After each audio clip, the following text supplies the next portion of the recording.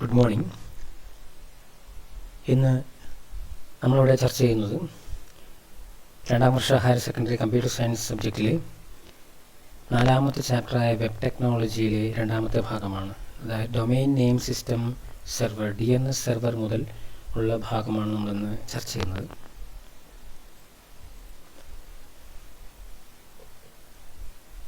Okay, so what is DNS server? എന്താണ് DNS server? Domain name system server. എക്സാമിന് ചോദിച്ചിട്ടുണ്ട്, പലതവണ ചോദിച്ചതാണ്. A domain name system contains several DNS server computers. ഒരുപാട് സെർവറുകൾ ചേർന്ന ഒരു collection of computers or collection of servers ആണ് ഡൊമെയിൻ നെയിം സിസ്റ്റം സെർവർ.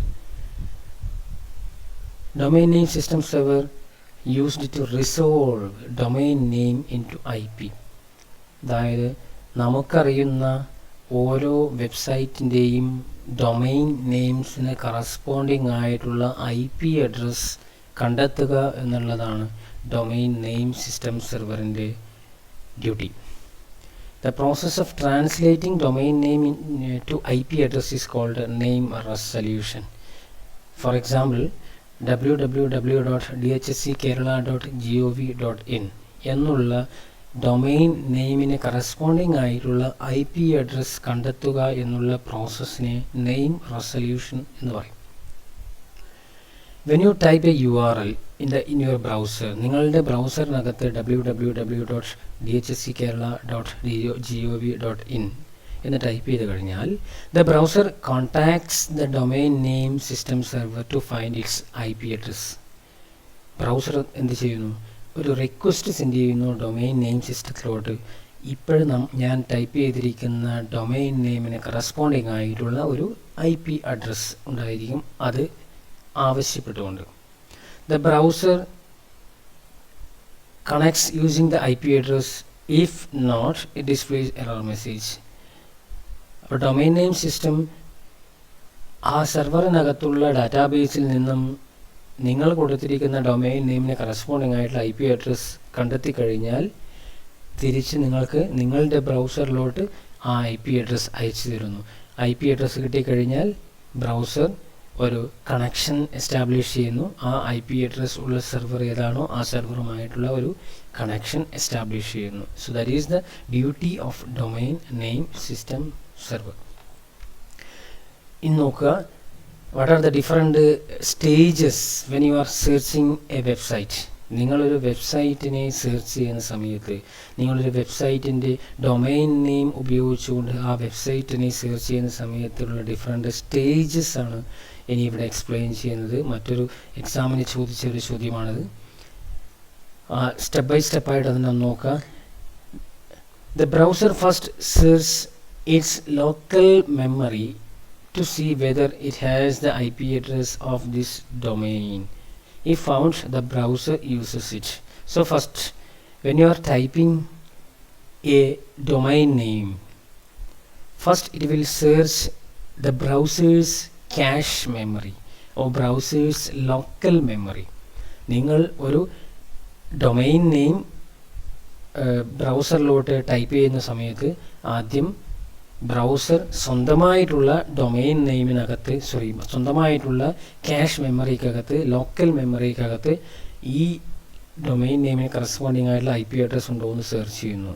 ഉണ്ടെങ്കിൽ അവിടെ നിന്ന് തന്നെ ആ സെർച്ചിങ് പ്രോസസ്സ് കംപ്ലീറ്റ് ആയി വെബ്സൈറ്റ് നിങ്ങളുടെ കമ്പ്യൂട്ടറിലോട്ട് എത്തുവാൻ വേണ്ടിയിട്ട് IP അഡ്രസ് കിട്ടിക്കഴിഞ്ഞാൽ ആ സെർവറുമായിട്ടുള്ള ഒരു ലിങ്ക് എസ്റ്റാബ്ലിഷ് ചെയ്യും. ഇനി അവിടെ ഇല്ലെങ്കിൽ മിനി ക്യാഷ് മെമ്മറിക്കകത്ത് അല്ലെങ്കിൽ ലോക്കൽ മെമ്മറിക്കകത്ത് ഇല്ലെങ്കിൽ it will move to the next location. If it is not found in the browser cache, it checks the operating system's local cache. ബ്രൗസറിൻ്റെ ലോക്കൽ മെമ്മറിക്കകത്ത് ഇല്ലെങ്കിൽ തൊട്ടടുത്തുള്ള ഓപ്പറേറ്റിംഗ് സിസ്റ്റത്തിൻ്റെ ലോക്കൽ മെമ്മറിക്കകത്ത്, ക്യാഷ് മെമ്മറിക്കകത്ത് ഈ IP അഡ്രസ് ഉണ്ടോ എന്ന് നോക്കും. അപ്പോഴാദ്യം ബ്രൗസറിൻ്റെ ക്യാഷ് മെമ്മറി അത് അവിടെ ഇല്ലെങ്കിൽ ഓപ്പറേറ്റിംഗ് സിസ്റ്റത്തിൻ്റെ ക്യാഷ് മെമ്മറിക്കകത്ത് അവിടെയും ഇല്ലെങ്കിൽ, if it is not found there, it search the domain name system server of the local internet service provider. നമ്മുടെ സർവീസ് പ്രൊവൈഡർ ആരാണോ ആ സർവീസ് പ്രൊവൈഡറുടെ ലോക്കൽ സെർവറിനകത്ത്, ലോക്കൽ സെർവർ എന്ന് ഉദ്ദേശിച്ചത് ഫോർ എക്സാമ്പിൾ BSNLൻ്റെ ആണെങ്കിൽ BSNLൻ്റെ ലോക്കൽ സെർവർ, നിങ്ങൾ വർക്ക് ചെയ്യുന്ന ഏരിയ ലൊക്കാലിറ്റി എവിടെയാണോ അതിന് ആ ഏരിയ കവർ ചെയ്യുന്ന ലോക്കൽ സെർവർ എവിടെയാണോ ഉള്ളത് ആ ലോക്കൽ സെർവറിനകത്ത് IP അഡ്രസ് ഉണ്ടോ എന്ന് സെർച്ച് ചെയ്യും. In the absence of the domain name in the Internet Service Provider's domain name system server, the ISP's domain names server initiates a recursive search starting from the root server till it receives the IP address. ഇനി നിങ്ങൾക്ക് provide ചെയ്തിരിക്കുന്ന service പ്രൊവൈഡറുടെ local സെർവറിനകത്ത് ഈ IP address കിട്ടിയില്ലെങ്കിൽ ഓരോ domain name system സെർവറുമായിട്ട് contact ചെയ്യുന്നു. നിങ്ങൾ ഉദ്ദേശിച്ചിരിക്കുന്ന IP address കിട്ടുന്നത് വരെ ഡൊമെയിൻ നെയിം സിസ്റ്റം സെർവർ യുടെ കളക്ഷൻസിൽ ഓരോ സെർവറിലോട്ടും ഈ സെർച്ചിങ് പ്രോസസ്സ് കണ്ടിന്യൂ ചെയ്യുന്നു. ഇതാണ് process. The internet service providers domain name system server returns this IP address to the browser.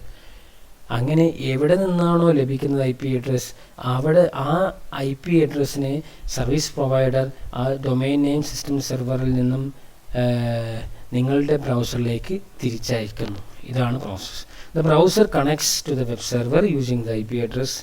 അതായത് IP അഡ്രസ് കിട്ടിക്കഴിഞ്ഞാൽ ബ്രൗസർ ഒരു കണക്ഷൻ എസ്റ്റാബ്ലിഷ് ചെയ്യുന്നു. ആ IP അഡ്രസ് ഉള്ള സെർവർ എവിടെയാണോ ഉള്ളത് ആ സെർവറുമായിട്ടുള്ള ഒരു സെക്യൂർ കണക്ഷൻ എസ്റ്റാബ്ലിഷ് ചെയ്യുന്നു. അങ്ങനെയാണ് നിങ്ങളുടെ ബ്രൗസറിലോട്ട് ആ പർട്ടിക്കുലർ വെബ്സൈറ്റ് ഓപ്പൺ ആകുന്നത്. So this is the step by step procedure. അപ്പോൾ ഫസ്റ്റ് മിനി ക്യാഷ് മെമ്മറി, ബ്രൗസറിൻ്റെ ക്യാഷ് മെമ്മറി, അത് കഴിഞ്ഞ് അവിടെ ഇല്ലെങ്കിൽ ഓപ്പറേറ്റിംഗ് സിസ്റ്റത്തിൻ്റെ മെമ്മറി, അത് കഴിഞ്ഞാൽ സർവീസ് പ്രൊവൈഡർ, എന്നിട്ട് സർവീസ് പ്രൊവൈഡറുടെ ഡൊമെയിൻ സെർവറിനകത്ത്, അവിടെയും ഇല്ലെങ്കിൽ domain name system server collections, a group of servers ഉണ്ട്. അതിലുള്ള ഓരോ സെർവറുമായിട്ടും ഈ സെർച്ചിങ് പ്രോസസ്സ് സ്റ്റാർട്ട് ചെയ്യുന്നു. എവിടെ നിന്നെങ്കിലും ഈ IP അഡ്രസ് കിട്ടിക്കഴിഞ്ഞാൽ ഒരു സെക്യൂർ കണക്ഷൻ എസ്റ്റാബ്ലിഷ് ചെയ്യുന്നു. നിങ്ങളുടെ ബ്രൗസറിലോട്ട് വെബ്സൈറ്റ് ഓപ്പൺ ആയി വരുന്നു. This is the process. Okay, now static and dynamic web pages. മറ്റൊരു എക്സാമിന് ചോദിക്കുന്ന ചോദ്യമാണ് static and dynamic web pages. Static web page contains the same content each time the page is loaded, while the content of dynamic web page always changes. So static, by the name itself, always the content is static, stationary, permanent. എപ്പോഴും ആ web പേജിലെ content permanent ആയിരിക്കും. നിങ്ങൾ എത്ര തവണ open ചെയ്ത് കഴിഞ്ഞാലും അതിലെ കണ്ടൻസിന് യാതൊരു മാറ്റവും വരില്ല. അതേസമയത്ത് dynamic web pages always the page changes, the content of the page changes. Web page create using HTML are usually static. സാധാരണ നമ്മൾ HTML ഉപയോഗിച്ചുകൊണ്ട് ക്രിയേറ്റ് ചെയ്യുന്ന, നോർമലി HTML മാത്രം ഉപയോഗിച്ചുകൊണ്ട് ചെയ്യുന്ന വെബ് പേജുകൾ നോർമലി അതൊരു സ്റ്റാറ്റിക് വെബ് പേജ് ആയിരിക്കും. Dynamic web pages are executed using server-side application programs installed on the web server. സാധാരണ ഡൈനാമിക് വെബ് പേജസിന് വേണ്ടി സ്പെഷ്യൽ ലാംഗ്വേജുകൾ ഉപയോഗിക്കാറുണ്ട്. കാരണം അത് ഡൈനാമിക്കായിട്ട് ഓൾവേസ് ചേഞ്ചിങ്, യൂസറുടെ റിക്വസ്റ്റിനനുസരിച്ച് ചേഞ്ച് ചെയ്തുകൊണ്ടിരിക്കുന്ന ഡൈനാമിക് ആയിട്ടുള്ള വെബ് പേജുകൾ ക്രിയേറ്റ് ചെയ്യാൻ വേണ്ടിയിട്ട് HTML മാത്രം മതിയാവില്ല. ഒരു പക്ഷേ നമ്മൾ പലപ്പോഴും മറ്റു പല ലാംഗ്വേജുകളും യൂസ് ചെയ്യുന്നു. ഏതൊക്കെയാണ് നമ്മൾ ഉപയോഗിക്കുന്ന languages? PHP, ASP, JSP, etc. are used to create dynamic web pages.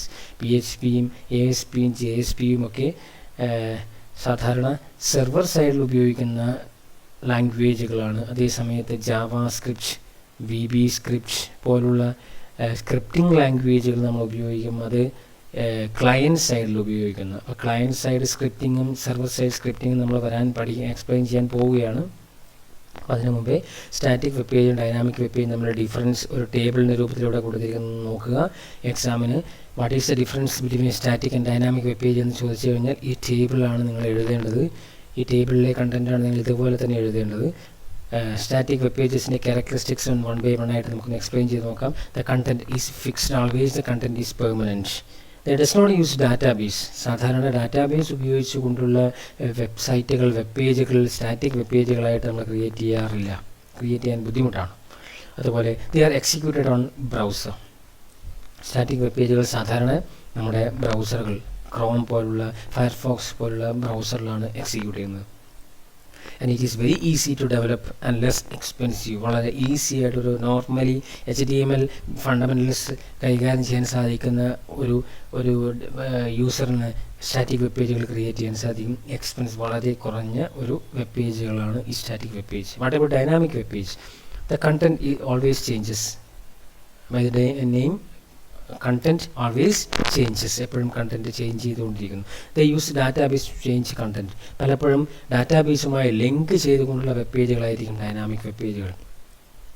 They are executed on server and displays result on the browser. Normally സാധാരണഗതിയിൽ ഡൈനാമിക് വെബ് പേജുകൾ അല്ലെങ്കിൽ ഡൈനാമിക് വെബ് പേജ് സാധാരണ എക്സിക്യൂട്ട് ചെയ്യുന്നത് സെർവറിൽ വെച്ചും അതിൻ്റെ റിസൾട്ട് ക്ലയൻറ്റിലേക്ക് എത്തിച്ചു കൊടുക്കുകയുമാണ് normally ചെയ്യുന്നത്. എപ്പോഴും അങ്ങനെ ആകണമെന്നില്ല, എങ്കിലും നോർമലി അങ്ങനെയാണ്.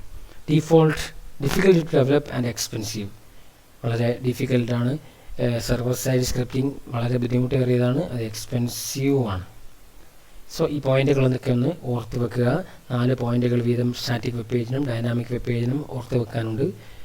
എക്സാമിന് സ്ഥിരമായിട്ട് ചോദിക്കുന്ന ചോദ്യമാണ്. Now, what about client side scripting and server side scripting? ഇവിടെയും നിങ്ങൾക്ക് പോയിന്റുകൾ കാണാൻ സാധിക്കും. ആ പോയിന്റുകളൊന്ന് ഓർത്ത് വെക്കുക. ക്ലയൻറ്റ് സൈഡ് സ്ക്രിപ്റ്റ്സും സെർവർ സൈഡ് സ്ക്രിപ്റ്റ്സും ഈ 2 ടേബിളിലൊന്ന് ഈ ടേബിളിലെ കണ്ടന്റുകളൊന്ന് നോക്കുക.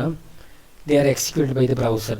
ക്ലയൻറ്റ് സൈഡ് സ്ക്രിപ്റ്റിംഗ് സാധാരണഗതിയിൽ നമ്മുടെ യൂസറുടെ കമ്പ്യൂട്ടറിലെ ബ്രൗസേഴ്സാണ് എക്സിക്യൂട്ട് ചെയ്യുന്നത്. അതേസമയം server side scripting is executed by the web server. Server side സ്ക്രിപ്റ്റുകൾ എക്സിക്യൂട്ട് ചെയ്യുന്നത് സെർവറിനകത്ത് വെച്ചാണ്. എക്സിക്യൂട്ട് ചെയ്തതിന് ശേഷം കിട്ടുന്ന റിസൾട്ടാണ് ക്ലയൻറ്റിലോട്ട് എത്തിച്ചു കൊടുക്കുന്നത്. Now, what about client side script? Used for validating user inputs. സാധാരണഗതിയിൽ ക്ലയൻറ്റ് സൈഡ് സ്ക്രിപ്റ്റ്സ് ഉപയോഗിക്കുന്നത് യൂസർ ഇൻപുട്ട് ചെയ്യുന്ന ഡാറ്റ വാലിഡ് ഓർ ഇൻവാലിഡ് ആണോ ചെക്ക് ചെയ്യുക. ഡാറ്റ വാലിഡേഷൻ ചെക്കിങ്ങിനാണ് നോർമലി ക്ലയൻറ്റ് സൈഡിൽ സ്ക്രിപ്റ്റിങ്ങിനെ ഉപയോഗിക്കുന്നത്. അതേസമയത്ത് സെർവർ സൈഡ് സ്ക്രിപ്റ്റിങ്ങിൽ ഒരു വാലിഡേഷൻ ചെക്കിംഗ് അല്ല, പകരം പ്രോസസ്സിങ്ങിന് വേണ്ടി തന്നെയാണ്, ഡാറ്റ പ്രോസസ്സിങ്ങിന് വേണ്ടി തന്നെയാണ് സ്ക്രിപ്റ്റ് ഉപയോഗിക്കുന്നത്. They are used to create static web pages. സാധാരണ ക്ലയൻറ്റ് സൈഡ് സ്ക്രിപ്റ്റിങ്ങിൽ സ്ക്രിപ്റ്റ് ഉപയോഗിച്ചുകൊണ്ട് ക്രിയേറ്റ് ചെയ്യുന്ന വെബ് പേജുകൾ സ്റ്റാറ്റിക് വെബ് പേജുകളായിരിക്കും നോർമലി. അതേസമയത്ത് ഡൈനാമിക് വെബ് പേജുകൾ ക്രിയേറ്റ് ചെയ്യാനാണ് ഈ സെർവർ സൈഡ് സ്ക്രിപ്റ്റിംഗ് കൂടുതലായിട്ടും ഉപയോഗിക്കുന്നത്. സോ ആ പോയിന്റുകൾ ഒന്ന് ഓർത്ത് വെക്കുക. Client side scripts are executed by the browser. ഇപ്പോൾ ഈ പറഞ്ഞ പോയിന്റുകൾ തന്നെയാണ്. ലാസ്റ്റ് എക്സാമ്പിൾ കൂടിയുണ്ട്. സാധാരണ ക്ലയൻറ്റ് സൈഡ് സ്ക്രിപ്റ്റ് നമ്മൾ ഉപയോഗിക്കുന്ന സ്ക്രിപ്റ്റ്സ് ജാവ സ്ക്രിപ്റ്റ്സ് ഉണ്ട്, VB സ്ക്രിപ്റ്റ്സ് ഉണ്ട്, ആക്ഷൻ സ്ക്രിപ്റ്റ്, ഡാറ്റ എക്സെട്ര. വളരെ പോപ്പുലർ ആയിട്ടുള്ള ജാവ സ്ക്രിപ്റ്റും VB സ്ക്രിപ്റ്റ് ഒക്കെയാണ്. അതൊക്കെ ആ പേരുകളൊക്കെ ഒന്ന് ഓർത്ത് വെക്കുക. അതുപോലെ സെർവർ സൈഡ് സ്ക്രിപ്റ്റ്സിൽ ASP, JSP, Perl, PHP etcetera. They are examples for server side scripts. Okay, നമ്മളിനി സ്ക്രിപ്റ്റ്സിനെ കുറിച്ച് കൂടുതൽ ഡീറ്റെയിൽഡ് ആയിട്ട് എക്സ്പ്ലെയിൻ ചെയ്യാൻ പോവുകയാണ്. പലതരത്തിലുള്ള സ്ക്രിപ്റ്റ്സ് ഉണ്ട്. ആ സ്ക്രിപ്റ്റ്സിനെ കുറിച്ച് നമുക്ക് എക്സ്പ്ലെയിൻ ചെയ്യാം നെക്സ്റ്റ് വീഡിയോയിൽ. Okay, thank you.